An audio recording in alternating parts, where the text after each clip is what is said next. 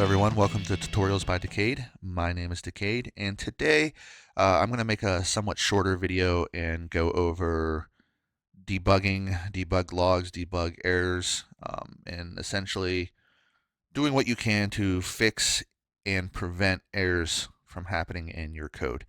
Now, to be fair, those debug logs and errors and all that other stuff, they only work if a lot of your naming stuff is properly. And I know through my other videos, I've been kind of a stickler about this, but naming is extremely important because if you name something wrong and you put it in code, your debug errors will not help you.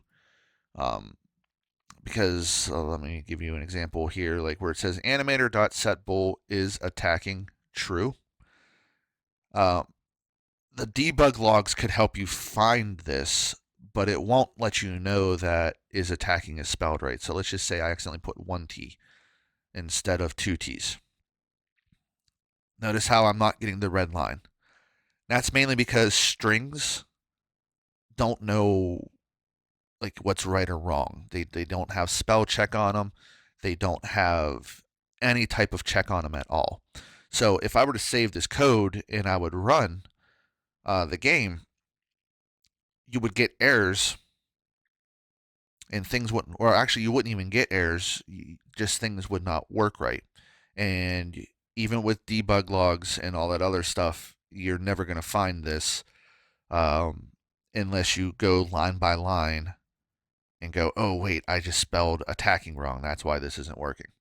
So what I'm about to show you is only useful if you are spelling things correctly throughout all of your code and throughout Unity itself. So just bear that in mind. But what a debug log is, right here, debug.log, the player has died. We've added a few of these, but I don't think I've ever explained what they do, nor did I ever explain to you how you can use them. So since we already have a debug.log, the player has died, set up here, let's just show you exactly what they do. So they send messages to the console. So here's your console right here. If you have it set up exactly the way I have mine set up, you'll see this right here. You can clear your console out if there's stuff in here. If you don't have this set up the way I have it set up, find your console and make sure it's on the screen. And then hit play. Now, since we don't have any death logic for the player yet, all we have is that debug log error. We can go find the slime, run into the slime a couple times. Eventually the player will die, and there we go. So it says right here the player has died. So that's what a debug log does. It adds stuff into Unity. Ignore this error. You're going to get this error until we're completely done with the game. It has something to do within Unity. But anyway, so those logs are useful for figuring out if things are working the proper way. What I mean by that is you could look in the inspector and see, oh, okay, cool, my player took some damage, my players took some damage, my players took some damage. Now my player has 0 health. But it doesn't mean that this block of code within take damage ran. If you put this debug log at the end of this block of code and it runs, then that means everything inside of this block of code should have ran. So if for whatever reason you get this debug log, but something didn't work right, then you know that your error or your problem is within this block of code. Another use for this is like chains of code. So like down here where we have sword manager.player attack animation direction, well, this is kind of a chain. So it starts up here where we're setting our direction, right? So the handle, movement, and animation. So that's what all of this stuff, this block of code essentially from here on is. We are setting the direction. So if your movement X and movement Y are so and so, then your direction is this. If your movement Y is this, then your direction is that. So we start that chain of code here. So if you're having a problem with your sword and the animation of the sword, and it's not swinging in the right direction or not swinging at all, what you can do is you can start adding debug codes. So the first thing I do, if this were to happen to me, is I would actually go to my sword manager, and where it says sword animator dot play and then sword plus direction, I would actually add debug. Nope. Let's try that again. Debug.log sword swung in, and then I would add the string direction. And then make sure you save.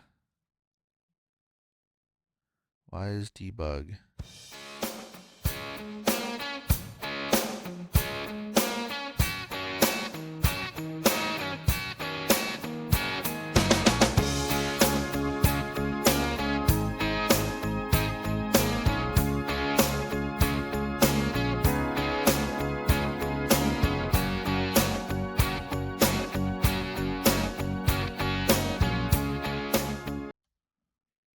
Alright, so apparently the problem was somehow using system.diagnostics was added in there. It may have been when I accidentally added that code.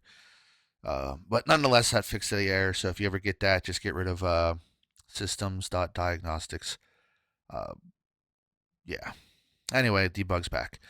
So if you add debug.log, sword swung in, and a space, and then close the quotes, and then add plus direction, what that should do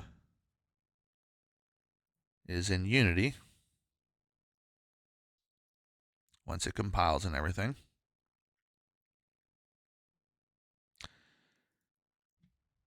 every time you swing your sword, you should get sword swung in and then whatever direction. So down, left, up, right. Now you'll see that I have mine so that way it stacks, and you'll see like this is ran X amount of times. So that, since we're using oh my god, my mind just went blank. That error has really screwed me up there. Since we're using update, as you swing your sword, it's counting how many frames it does. Now, again, it's not 100% accurate because you notice these are all different. But nonetheless, the main thing you want to focus on is it did what it was supposed to do. Swung sword down, swung left, swung up, swung right. All because we added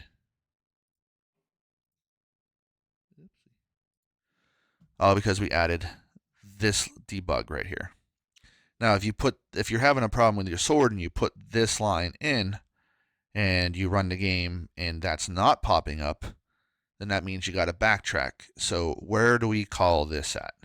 Well, we call it under player in the attacking co, and we call it right here. So if that debug's not popping up, then that means that there's likely an issue in this code. So you would look through and you would say, all right, well, here's my sword manager dot player attack animation dot direction. Oh, maybe I misspelled something and for whatever reason it didn't catch the error. Maybe I put something in here that I shouldn't have. Maybe I didn't even put this in here. So then you would put this in here the way it's supposed to be, and then you'd run the code again. And then let's just say it runs, but for whatever reason, your sword doesn't swing up. Well, then you would know to backtrack up to here and go through all of this code and see if maybe you made a mistake in spelling up with maybe a lowercase u. Maybe you didn't. Maybe you had a positive one and a positive one here instead of, or I'm sorry, maybe you had a negative one here instead of a positive one. Right? There could be a bunch of different errors on your part that could have caused the overall error. So this is how you would use these debug logs to actually go through and find the errors. Now you'll also notice we've used, I don't think we used it in player anywhere. No, we haven't used it in player, but we did use it in the sword manager. So right here, we have a debug.log error. So a log error is essentially the same thing. It would pop up on the console under the in Unity, and it's a little bit different.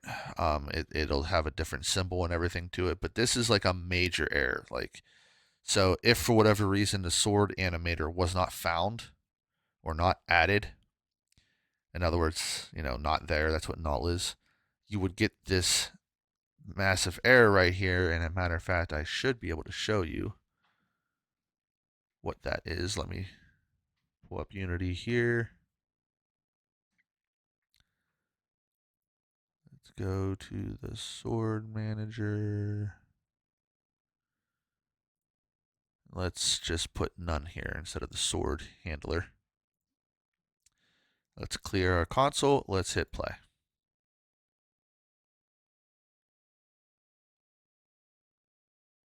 Boom. So see how the symbol's that little red with the exclamation point, and then it says missing sword animator?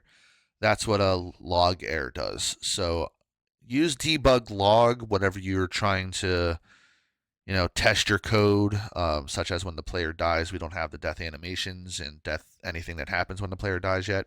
So that's a good place to use the log.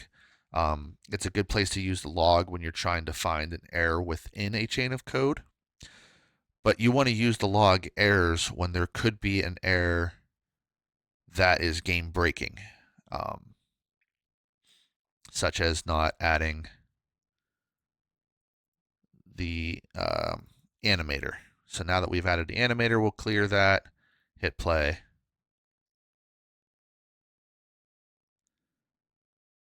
And we got rid of that error. So that's just a basic rundown of how to debug and fix errors within your code. So if you're following along, I'm going to do my best to keep using the debug logs and debug log errors, because again, good practice is to try to catch your errors as they happen instead of writing scripts and scripts and scripts and hundreds, if not thousands, of lines of code in each one of those scripts, and then realizing, oh no, there's an error, and then you have to go through all of that code manually.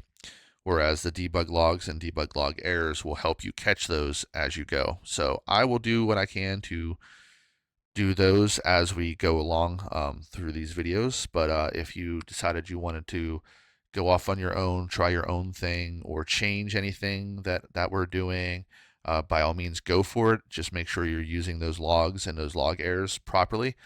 There's other ones out there, but honestly, those two are the only ones that you should need. So yeah, hopefully this video was helpful for you. If it was, make sure you give it a big old thumbs up. Make sure you subscribe, as I have videos coming out like this all the time, and hit that little bell so you get the notifications of that. And as always, have a good one, and I'll see you in the next video.